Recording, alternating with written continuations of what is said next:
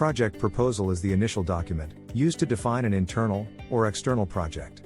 The proposal document includes sections, such as title, start dates, end dates, objectives, and goals. However, getting approval of project is not an easy task. Do you know that only 10% of proposed projects get approval in technology companies? Well, that proves the importance of learning skills for project proposal approval. In the next 7 minutes, you will learn how to get speedy approval for your project proposal using a simple 5-step strategy. Before diving deep, a key thing to remember is that people try to connect with people's ideas while giving consent. And opinions about the same idea may vary from person to person. So, don't expect the project proposal document that you put together to be taken up by the decision makers in the same spirit and isolation. Also, there is one critical factor, which is often downplayed by people while working project proposal. However, this factor decides the fate of your project. I will discuss this later in this video. So stay tuned. Your project proposal will also be evaluated in reference to any previous communication you've had with decision makers. Awarding funds and resources should justify the business case. And same is true for the projects outside of your organization, like projects for your clients, or even deciding on a family vacation plan at your home. They all need the perfect connection and impactful presentation of ideas. Step number 1 is identifying your stakeholders. This is the most crucial step that will define the likelihood of your project approval. Before anything else, you must clearly identify who your stakeholder is. This is not always easy or intuitive, sometimes requires deeper analysis and research. Basically, you should look for answers like, who are the people you interact with during the project? How this project will be impacting stakeholders, and so on. By understanding who is directly or indirectly affected by your ideas, you can create something truly effective. This also involves learning what is important to them and their major motivations. If your project aims to affect these people positively, it needs to know how your idea provides value to them through this project. Do you know how many times people felt their idea will work, but don't know who will be benefited from it?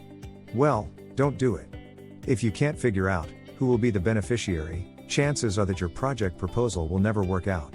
Don't try to solve a problem that isn't. It's important to remember this, because you can write the best project proposal document, but without any value creation, you have a slim to no chance of getting your project funded. Once you know the stakeholders and their needs, the next step is to know the approval process. While working in any profession, we all are bounded by some predefined business rules and processes. These processes are there to ensure the overall outcome is aligned with organization objectives. Your project mission statement needs to tie in the company's long-range strategy and vision. Without tying in your project into your organizational strategy, you run the risk of having your project being looked upon as a good-to-have project. It may be needed in future, but not an urgent one. Many businesses work with stakeholders that might have varying approval processes. To work more effectively in this context, you must learn how it works.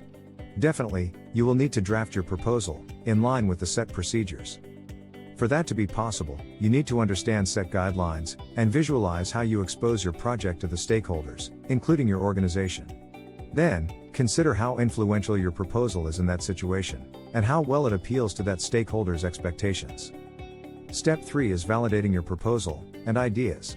After getting to know about stakeholders, expectations, and processes, you will need to validate your proposal.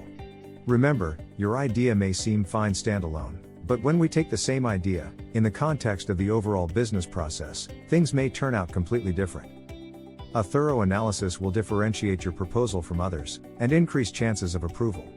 This will also generate high confidence among people evaluating your project proposal.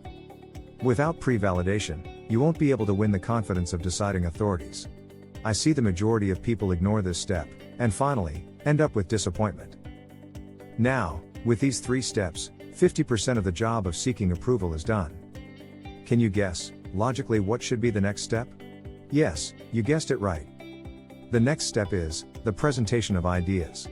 This not only includes the format of the presentation, but the time, place, and situation in which you are pitching your idea. The way you present your project has a definitive impact on decision makers. You must make sure it causes the effect you are looking for to provide value to these people. The keyword here is relevance. Your presentation needs to address what your stakeholder needs and make that clear.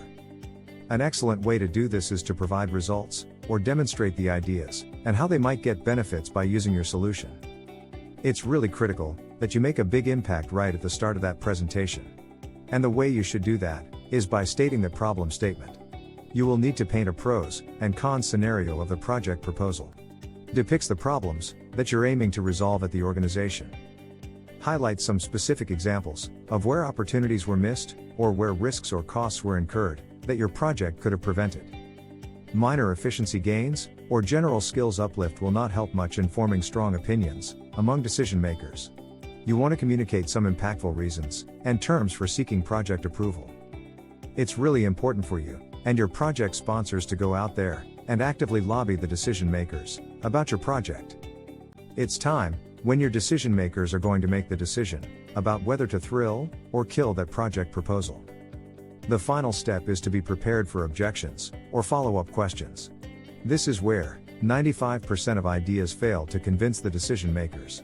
To your surprise, the majority of presenters ignore this step or pay very little attention while drafting their project proposals. Any objection or follow-up questions may be a good sign. This indicates that you may have hit the right spot and stakeholders are intrigued by your proposal. So, part of the process of getting your stakeholders' approval includes being prepared for objections. This will help you make sure that the stakeholder perceives the proper value of your project by using the right arguments. There is no universal cheat sheet for this. You must consider the most common objections your business usually receives and come up with the correct approach to each of them. Also, make sure to update this list periodically. And now you know the secret of getting speedy approval of your project proposals. Trust me, if you follow the above 5 steps in the mentioned sequence, you would be far ahead than your peers and more successful in getting project approvals. The concepts and techniques you learned are applicable to all your projects and used by Fortune 500 firms. If you like this video, then hit the like button and let us know how you feel about us by leaving a comment in the below section. And don't forget to hit the subscribe button and press the bell icon to see our latest videos when they come out. See you later, and bye for now.